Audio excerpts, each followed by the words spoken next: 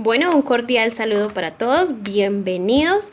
El día de hoy, quien les habla de Yasmín García Velosa, en compañía de mi compañera Ángela María Arboleda Echeverry, queremos realizar esta presentación sobre el análisis de un caso actual con base en el tema de teorías morales, un tema que se nos ha dado en correspondencia con la unidad 2 de la materia ética, la cual estamos viendo en el 9º semestre de la carrera Ciencias de la Información, Documentación, Bibliotecología y Archivística. Acompañando pues nuestra exposición tenemos un contenido, el cual está compuesto por nuestra introducción, nuestro objetivo general, los objetivos específicos, el caso que les vamos a mostrar que debemos analizar, el análisis a partir de la teoría deontológica, un análisis a partir de la teoría de la ética de la virtud y un análisis a partir de la teoría utilitarista.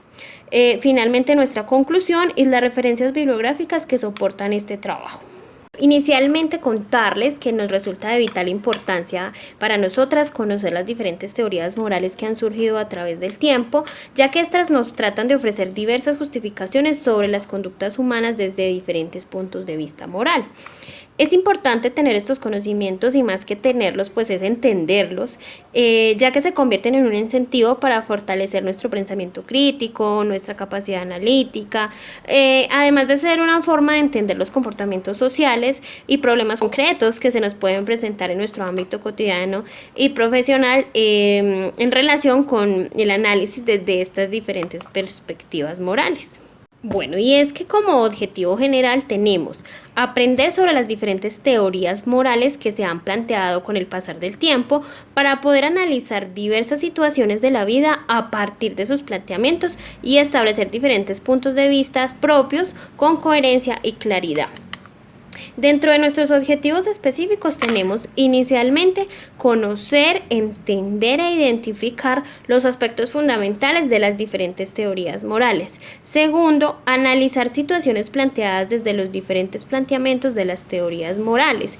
Y finalmente reflexionar sobre los conocimientos adquiridos y su incidencia o impacto en nuestros comportamientos morales.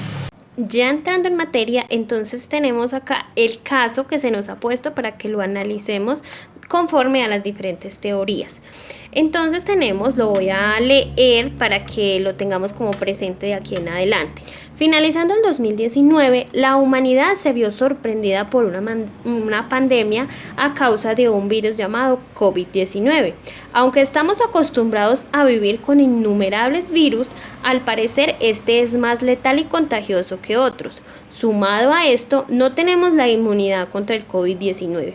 En tan solo unos meses se reportan a nivel mundial 28.708 contagiados y 920.847 de fallecidos. Y aunque son datos menores si se comparan con la población mundial, los análisis de expertos muestran que todavía nos espera mucho tiempo de convivencia con el virus.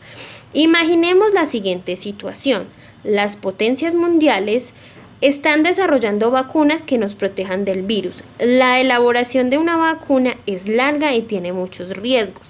Generalmente se crean muchas vacunas iniciales antes de dar con la más efectiva y con menos o ningún efecto secundario. Se ha tomado la decisión de que todas las personas mayores de 75 años serán los escogidos para poner a prueba las vacunas iniciales. El proceso no será de manera voluntaria. Todos los que tengan más de 75 años serán vacunados y solo el tiempo dirá si los resultados son positivos o no. Complementando este caso, tenemos la siguiente pregunta, el siguiente interrogante, que es: ¿las decisiones tomadas en el caso anterior son correctas o incorrectas desde el punto de vista ético? Bueno, vamos a entrar entonces en materia y para iniciar vamos a hacer este análisis de este caso y a responder este interrogante a partir de la primera teoría que vamos a ver, y es la teoría deontológica. Deontológica significa, o la palabra deontológico significa deber.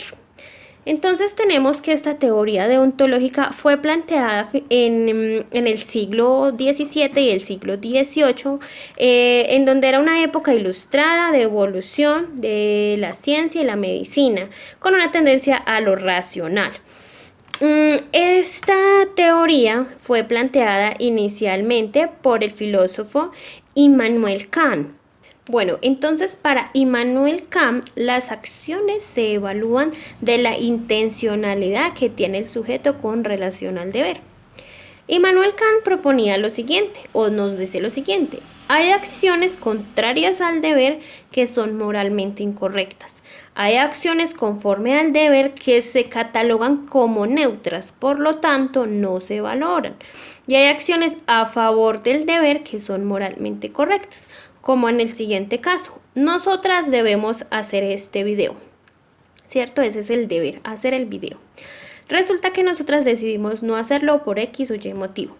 Estaríamos actuando moralmente incorrectamente al no hacerlo.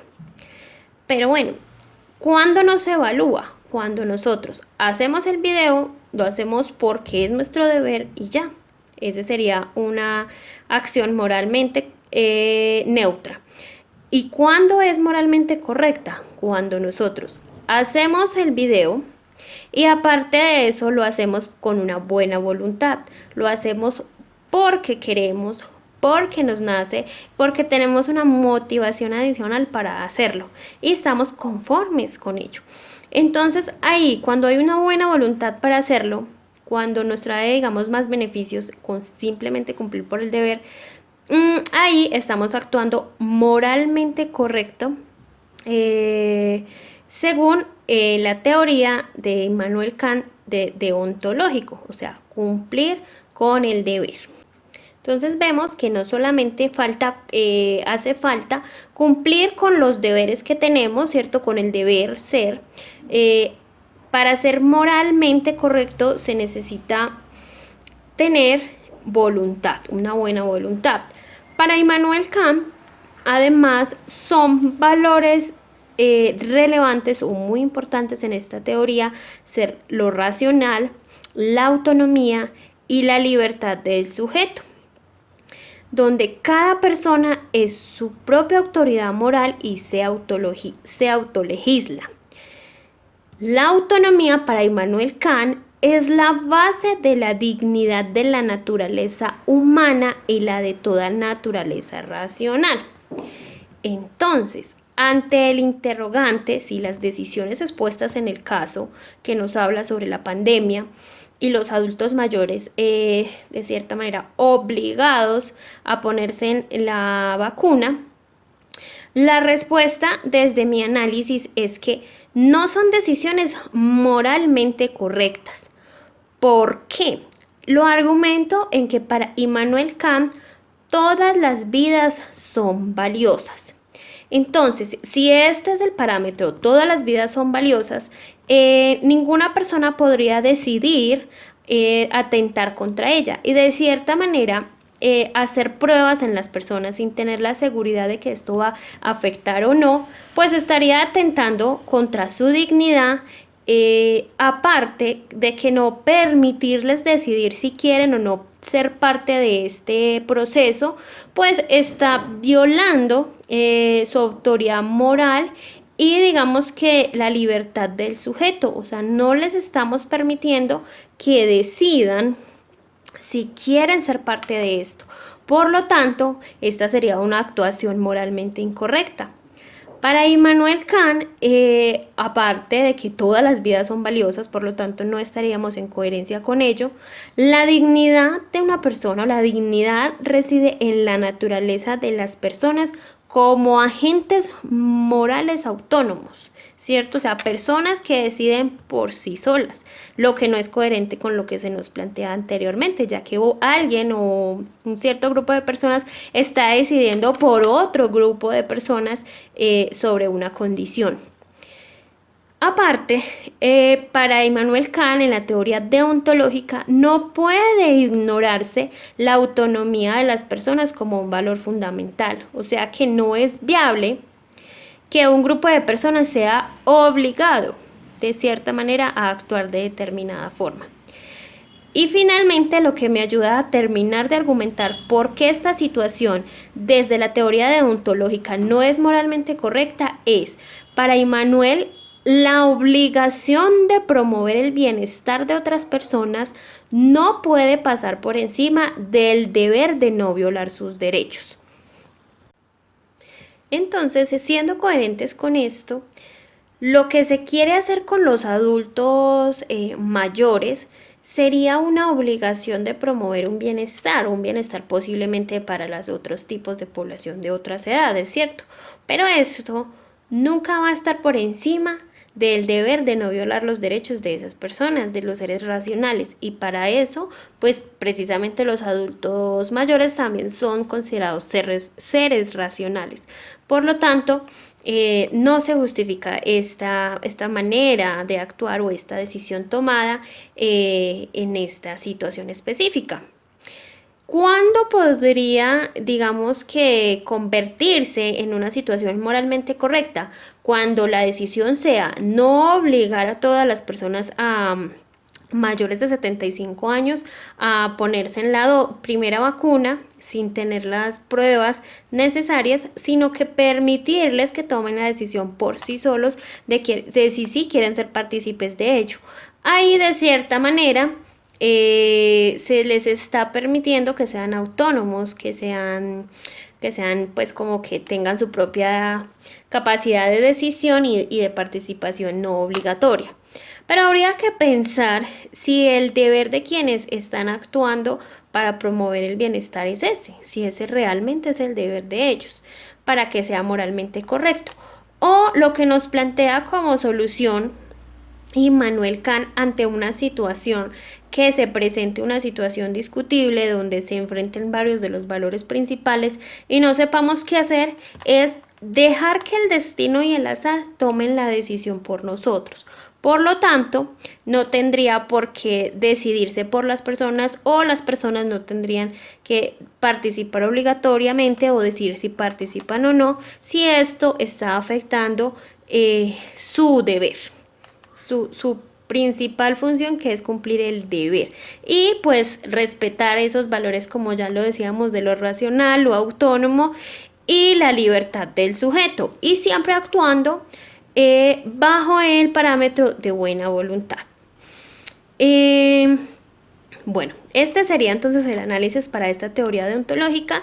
Los dejo con mi compañera Ángela, quien nos va a contar un poco más sobre las otras teorías con base a este caso que nos han puesto.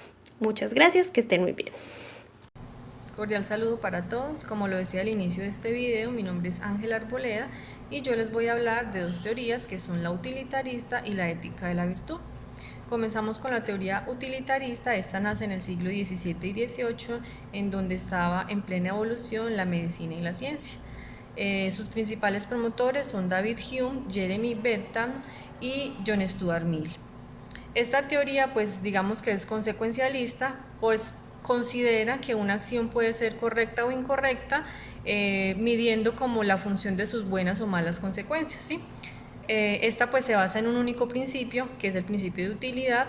Lo que quiere decir es que debemos actuar, pero tratando como de beneficiar al mayor número de personas posibles. Entonces, nos dice que las acciones pueden ser justas, pues de acuerdo como a si tienden a promover la felicidad, e injustas si hace todo lo contrario. Entonces dice que la felicidad y lo correcto es como todo aquello que promueve el bien a cambio, y lo incorrecto es todo lo que carece de felicidad o de utilidad. Por ello, pues según la teoría utilitarista, pues debemos como elegir todo aquello que promueva la mayor cantidad posible en el mayor número de personas, y de esta manera se evalúa la felicidad de acuerdo a sus consecuencias, si son buenas o malas.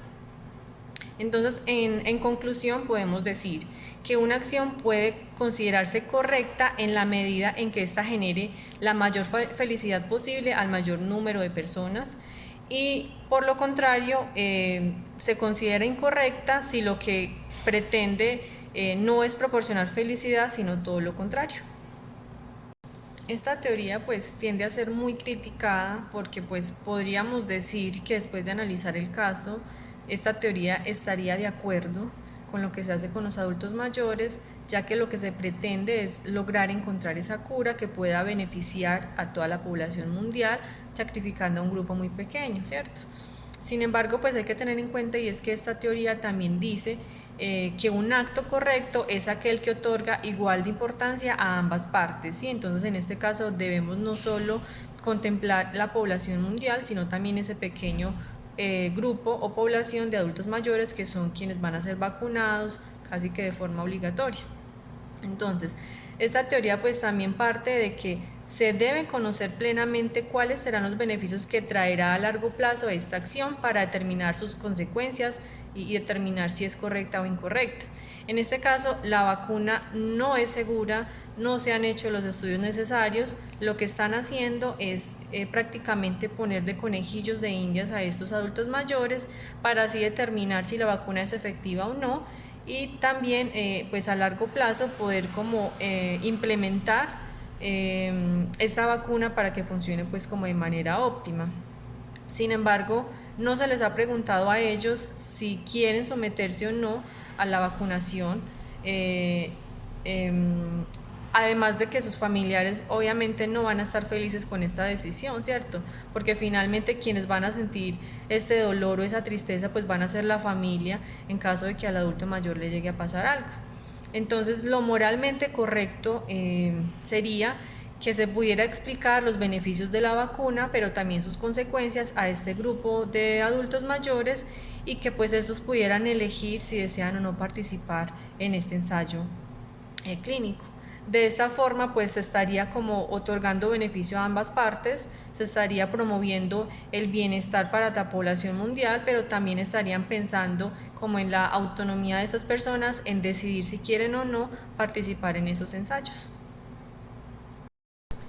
Ahora pasamos a otra teoría que es la ética de la virtud. Esta nace en el siglo XIX, nace con los griegos, inicialmente pues fue planteada por Platón, pero finalmente quien la desarrolló fue Aristóteles. Entonces Platón tenía un pensamiento y era que el ser humano pues estaba compuesto de cuerpo y alma, siendo el cuerpo como la cárcel del alma, considerando el alma obviamente como la parte más importante del ser humano.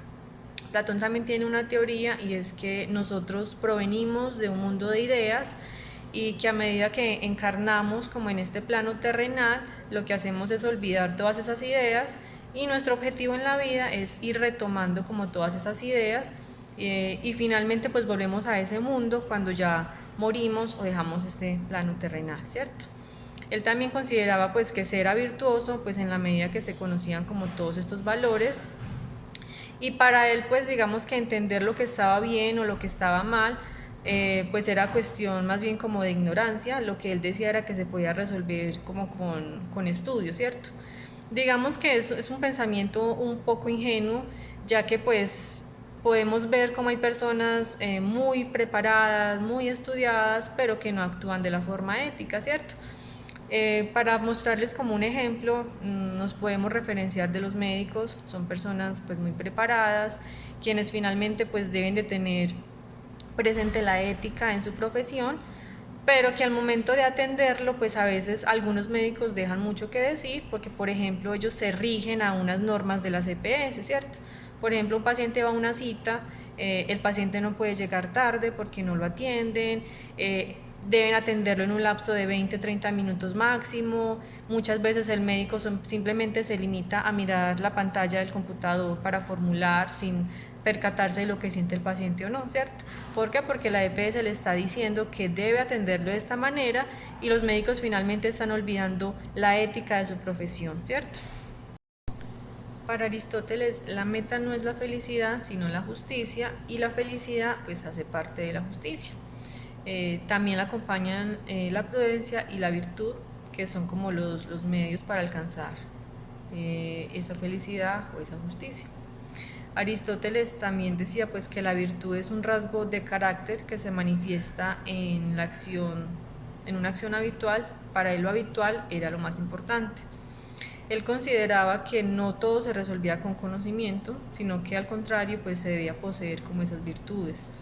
Para Aristóteles, pues la vida buena, la justicia y la felicidad están ligadas pues como al hecho de que se debe de vivir como con estas virtudes y que pues debemos poseer una capacidad reflexiva y deliberada para poder distinguir entre lo que es bueno y lo que es malo, y pues también que se debe actuar como en cada caso de acuerdo como con justicia. Entonces pues para él no es cuestión de conocimiento, como ya lo decía. La virtud pues depende también como entre ese término medio, encontrar ese término medio entre lo que es el exceso y el defecto, y el término medio pues se debe determinar en cada persona pues de acuerdo como a las circunstancias. También nos dice pues que debemos tener como modelos a seguir. Cuando hablamos de los modelos a seguir, pues podemos decir que, por ejemplo, si una persona es justa, ¿cómo puedo yo imitarla para que también pueda ser una persona justa? ¿Sí? ¿Cuáles son esas virtudes que posee? ¿Cómo actúa correctamente? También pues nos habla de que cada que se actúe, pues se debe reflexionar antes de actuar para ver qué es lo que vamos a hacer realmente. Y también nos habla de que la virtud es como esa manera más conveniente de promover la moralidad. Entonces, pues se podría decir que todas aquellas cosas que generan sufrimiento y que no buscan el cuidado de la persona, sino por el contrario, dominarla, pues no encuentran este punto intermedio, por lo cual pues se debe rechazar y debemos eliminarlas de nuestras vidas. La teoría de la virtud, digamos que se diferencia de las teorías que vimos anteriormente, ya que esta pues no parte ni de las consecuencias ni de un deber, sino que por el contrario nos da como los lineamientos que debemos seguir en cada una de las circunstancias, pero no nos rige por normas o códigos que nos interpone de forma obligatoria. Esta teoría pues evalúa cada situación y también evalúa como las acciones partiendo de ese punto intermedio, ¿cierto? Para determinar si se vive en exceso o en defecto, ¿sí? Tampoco pues sería correcto, digámoslo así, lo que se está haciendo con los adultos mayores de acuerdo a esta teoría, ya que pues el deber ser sería como adelantar más estudios y también informarles a las personas sobre las ventajas o desventajas que puede traer esta vacuna, ya que pues es un virus totalmente nuevo al cual no somos inmunes, ya que no estaba presente antes. La vacuna pues puede significar un riesgo para la vida de esta población, ya que no sabemos cómo van a reaccionar o cuáles son las consecuencias que se van a tener a largo plazo. El deber ser sería también evaluar entonces cuáles son las personas que quieren o no quieren vacunarse. Estos serían pues como nuestros modelos a seguir, por decirlo así, ya que pues a su vez las demás personas pueden decidir si quieren vacunarse o no. Imaginémonos hipotéticamente hablando que se le aplica la vacuna a todos los adultos mayores de 75 años y resulta que la vacuna no era efectiva y por X o Y motivo estas personas fallecieron todas.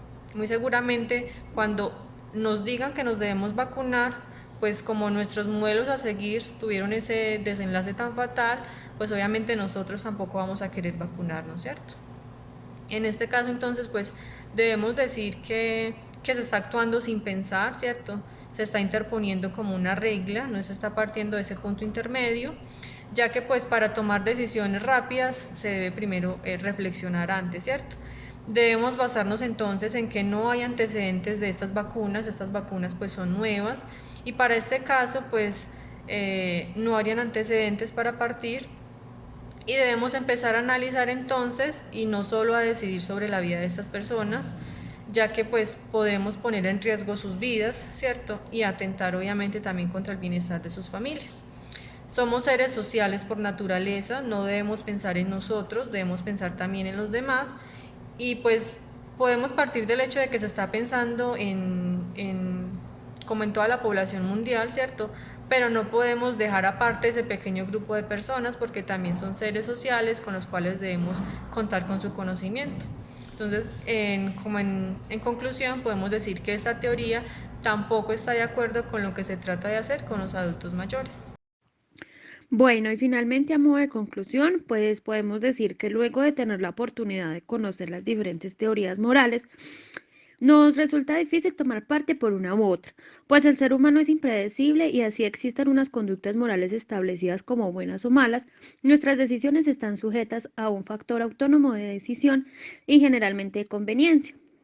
Entonces, ante determinadas situaciones, eh, al ser coherentes y si decidimos actuar conforme a lo que plantea una determinada teoría, pero si las circunstancias nos cambian ni los motivos, podemos actuar totalmente diferente a cómo se espera que se reaccione. En ese sentido, nuestro actuar en la actualidad estaría determinado por la situación y las circunstancias, más que por códigos morales que hayan existido o que existan. Muchísimas gracias, que estén muy bien.